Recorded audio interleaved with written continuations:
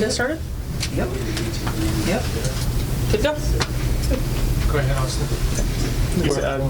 Just looking at this event overall, I mean, what have you kind of seen from since you've been here, just kind of the environment and how unique this opportunity is?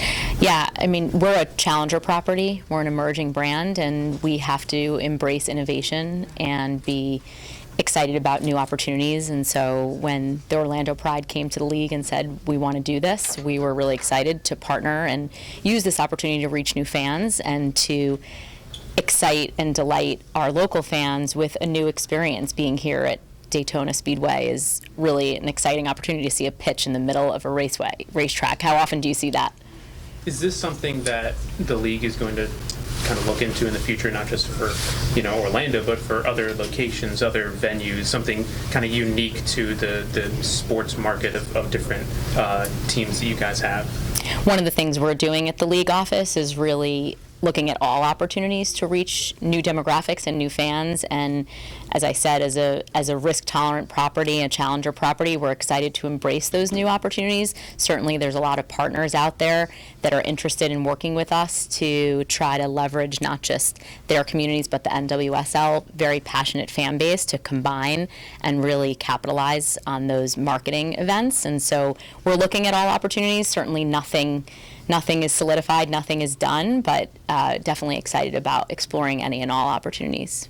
For you personally, you're still fairly new to the league, new to kind of women's soccer in general, and what have you kind of learned from this time and trying to grow this brand of NWSL since you've started up?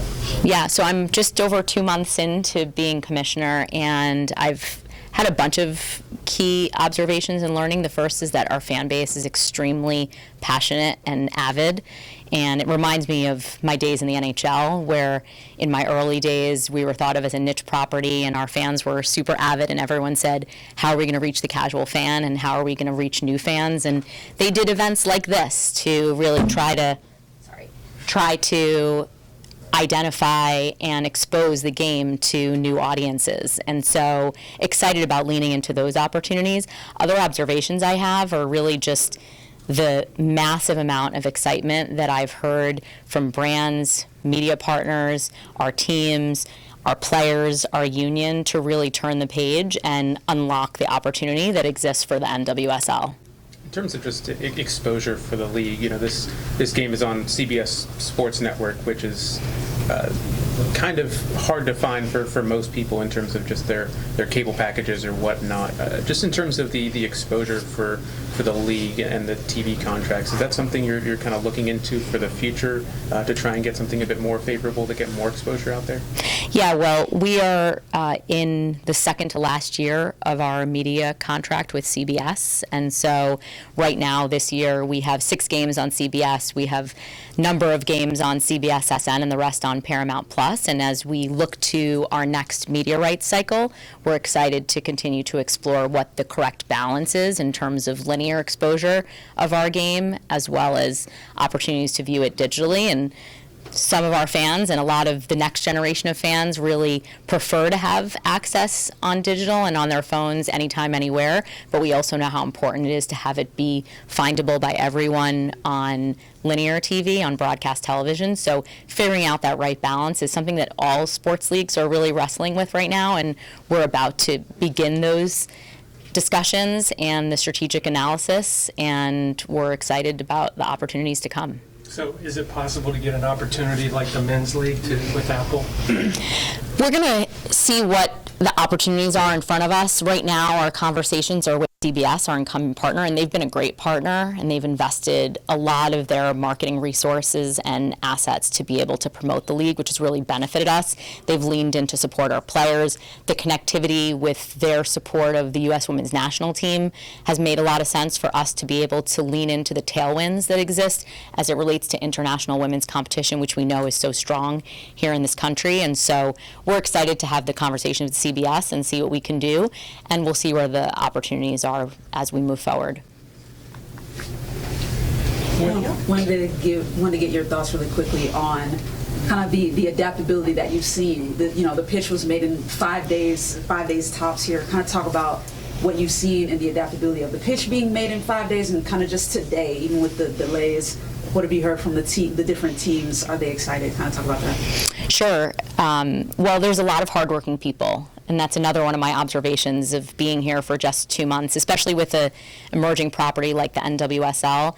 There's just countless employees who are so committed to the success of this league, at the league level, at the team level, and at with our partners. And so this event couldn't happen without all those people who have been working around the clock and really navigating through what have been really challenging circumstances with the weather and having to construct a pitch in the middle of a racetrack. And with the passion and commitment and hard work of all those people, we'll be able to hopefully see a great match tonight. Kind of looking at these two teams tonight in Orlando and Louisville, they're both kind of tethered to the men's teams. They share resources between the MLS and the USL Championship teams.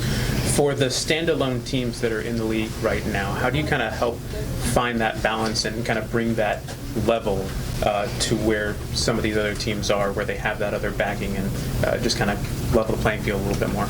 Yeah, I would say two things that are really relevant. The first is, as a true believer in diversity, I believe in diversity of perspectives, and I think one of the strengths of the NWSL is that we have a balance of independent teams and what we call shared resource teams. They each approach their business and their operation with very different strategic priorities, with different levels of resources, some of which are helpful, some of which are more challenging depending on the circumstances. And so for us at the league office, we're really leaning into how do we share best practices and help our independent teams to learn from the shared resource teams and vice versa. The other thing is that as we grow the league office and our internal centralized infrastructure, really to figure out ways that we can more intentionally support the business operations of our teams is a really important priority for us in the next 12 months.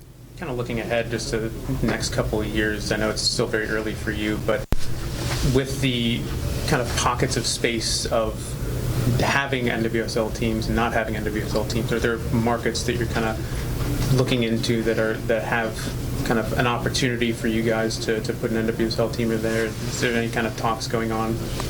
Yeah, expansion talks are really active right now. We're actually about to start an expansion process. We've hired and are hiring an investment bank to represent us in that process. And I think the key point there, from my perspective, being 2 months in, is that knowing that there's so much interest in the marketplace and in the industry right now to really run a proper process where we make sure that we're making the best possible business decision for the league, not based on who knows who or what conversations have been had historically. And we're really going to hold ourselves accountable to running the analysis through 3 filters, which is the market, the venue, and the ownership. And those are the 3 priorities that we'll be looking at as we decide where the next NWSL teams will be. How difficult is it for you just being new, kind of coming in? Maybe there were other processes that were further along before you came in, and then taking those over and kind of reevaluating. How kind of difficult and challenging is that to kind of have a new pair of eyes on those processes? It's actually been less challenging than I thought it would be. I was very aware of the fact that I stepped onto a moving bus, particularly since the season had already started when I was joining. And so I wasn't sure the degree to which I could influence real-time business decisions, knowing that some of these decisions have been made weeks, months, sometimes years in advance. But in fact, this league, as it should be for a challenger property, is very nimble. And the board and the league office and our teams have really embraced my ability to infuse new ideas into how we operate, even in real time.